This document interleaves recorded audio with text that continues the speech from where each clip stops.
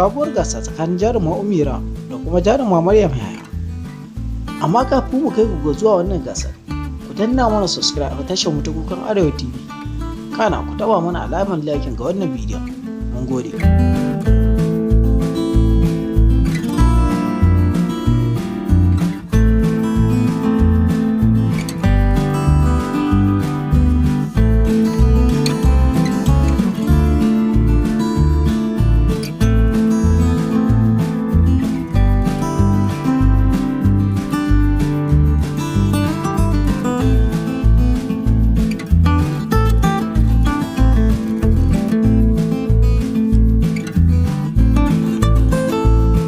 Kyau masu kallo, gasar a yau ita ce za ku bayyana ra'ayinku wace jaruma ce tafi burge ku tsakanin Jaruma Ummi Rahab da kuma Jaruma Maryam Yahaya.